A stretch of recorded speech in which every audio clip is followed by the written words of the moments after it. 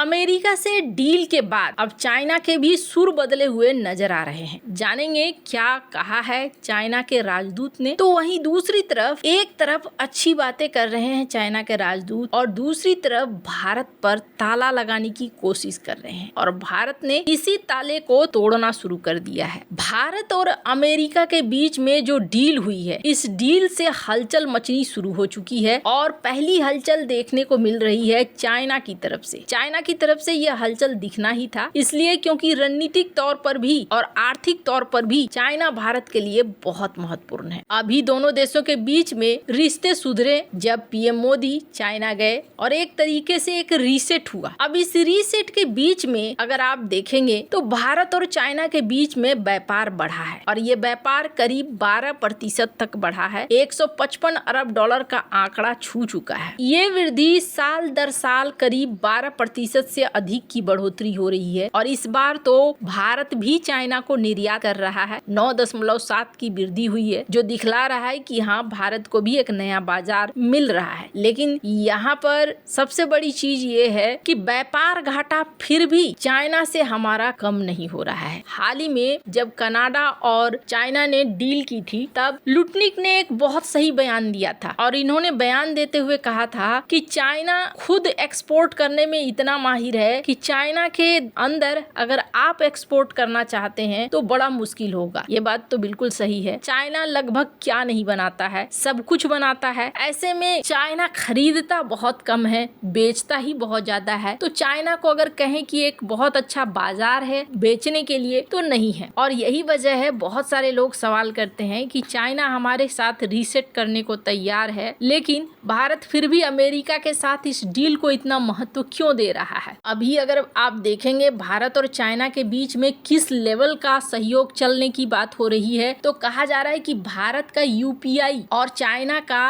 Alipay, इन दोनों को हो सकता है जोड़ा जाए। अब क्यों जोड़ा जाए, जोड़ने के पीछे कारण बताया जा रहा है। यूपीआई को तो अपने देश में चलने देगा नहीं चाइना। चाइना का अपना एक यूपीआई सिस्टम है जिसे अलीपे कहते हैं वो लोग, और ये जो अलीपे है ये कुछ लोगों तक नहीं फैला है, बल्कि 1.8 अरब उपयोगकर्ता है, यूजर्स हैं, जिसमें से 100 से अधिक बाजार जुड़े हुए हैं अलीपे से। 15 करोड़ से ज्यादा सिर्फ व्यापारी जुड़े हुए हैं। अलीपे ठीक वैसे ही काम करता है जैसे भारत का यूपीआई काम करता है। अगर भारत में बात करें तो भारत में यूपीआई हर महीने लगभग 18 अरब का लेन देन प्रोसेस करता है, जो दुनिया का सबसे बड़ा रियल टाइम पेमेंट सिस्टम है। अब भारत सरकार और चाइना दोनों के बीच में बातचीत हो रही है। इसके पीछे कारण क्या है? कारण ये है कि भारत चाहता है कि यूपीआई और अलीपे को जोड़ा जाए। अब ये भारत भी चाहता है, कथित तौर पर चाइना भी चाहता है, लेकिन आधिकारिक तौर पर अभी बयान आने बाकी है। पर इससे क्या होगा? इससे ये होगा कि चाइना के लोग अगर भारत में पेमेंट कर रहे हैं, चाहे घूमने आए हैं या फिर कुछ बेच रहे हैं या खरीद रहे हैं, तो वो भारत में यूपीआई में अपने अलीपे के जरिए पेमेंट कर सकेंगे। और भारत के साथ भी सीन ऐसा होगा कि भारत के जो यूजर्स हैं, अगर वो चाइना में कुछ खरीद रहे हैं या खरीदने जा रहे हैं, तो वहाँ पे वो अलीपे में वैसे ही भुगतान करेंगे जैसे कि भारत के अंदर यूपीआई में करते हैं। यानी कोई समस्या नहीं होगी भारत के लोगों को वहाँ पेमेंट करने में, वहाँ के लोगों को यहाँ पेमेंट करने में। लेकिन यहाँ पर एक किंतु परंतु है, और वो किंतु परंतु क्या है? सबसे बड़ी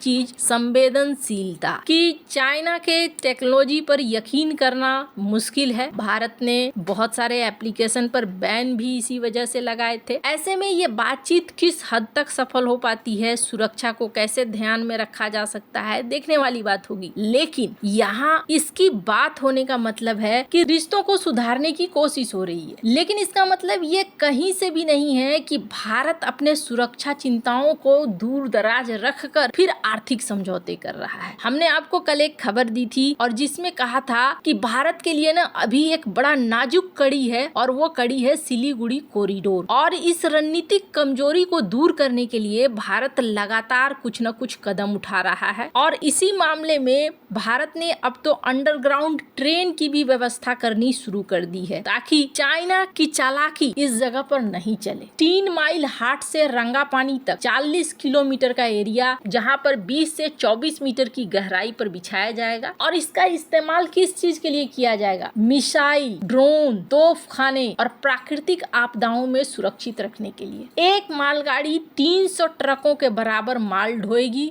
जिससे आपूर्ति और तेज होगा, सुरक्षित होगा। अगर युद्ध की स्थिति आ जाती है तो ऐसे में ये भूमिगत ट्रेन बहुत बड़ी मदद करेगा। भारत यूं ही इन सारी चीजों को नहीं बना रहा है। भारत को पता है कि चाइना के ऊपर पूरी तरीके से यकीन नहीं किया जा सकता है। इसका एक उदाहरण देखिए, आर्थिक लेवल पर चाइना किस तरीके से चाहता है कि दुनिया उसके कंट्रोल में रहे। भारत ने ताबड़तोड़ सिल्वर खरीदा है इस साल। क्यों खरीदा है? क्योंकि चाइना ने सिल्वर को धीरे धीरे रोकना शुरू कर दिया और ठीक ऐसा माहौल बनाना शुरू कर दिया कि अगर सिल्वर चाहिए तो लोगों को मेरे पास आना ही पड़ेगा। पर अभी दुनिया के देश जहां जहां से संभव हो पा रहा है सिल्वर खरीदते जा रहे हैं। भारत भी उसमें एक है। भारत ने इस साल में कथित तौर पर सबसे ज्यादा सिल्वर खरीदा है और रिजर्व रखा है, ताकि भारत को जरूरत पड़ने पर इसका इस्तेमाल करने के लिए किसी के सामने हाथ न फैलाना पड़े। इसका एक उदाहरण देखिए, भारत में कुछ कंपनियों ने शुरू किया था बैटरी बनाना, और ये battery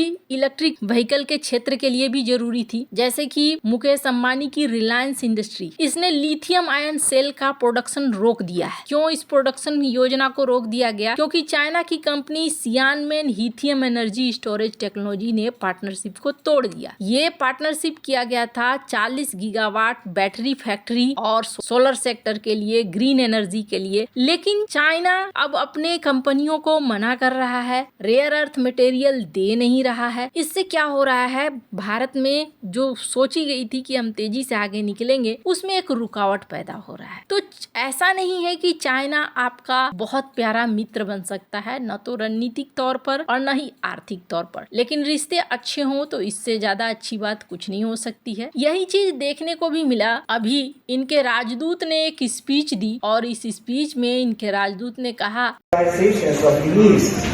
both China and India possess brilliant traditional cultures that remain vibrant and relevant, continually offering us inspiration and guiding us कि भारत के साथ संबंधों में बहुत सुधार हुआ है, एक रीसेट हो गया है। अब पीएम मोदी और शी जिनपिंग के मिलने के बाद रीस्टार्ट हो गई है चीजें और फिर से चीजें चलनी शुरू हुई है। चाइना ये चाहता है कि दुनिया में अच्छी सद्भावना रहे और भारत ये चाहता है कि पूरा दुनिया एक परिवार की तरह रहे। ये दोनों ही नीतियां बहुत अच्छी है। हालांकि इनके राजदूत अच्छी अच्छी बातें कह रहे हैं, भारत के साथ रीसेट की बात कर रहे हैं, लेकिन भारत बहुत सावधानी से काम कर रहा है और ये सावधानी बहुत ज्यादा जरूरी भी है। क्योंकि आप एक बार को किसी पर भी यकीन कर लो, लेकिन चाइना और अमेरिका तो ऐसे हैं जिन पर अगर यकीन करो तो ऑप्शन जरूर तैयार रखो। भविष्य में ये कभी भी धोखा दे सकते हैं, ऐसी परिस्थितियां आ सकती है। आपको क्या लगता है इन सब मामले में? आपकी क्या राय है? कमेंट कर जरूर बताएं। जल्द मिलते हैं अगले वीडियो में नई खबर के साथ।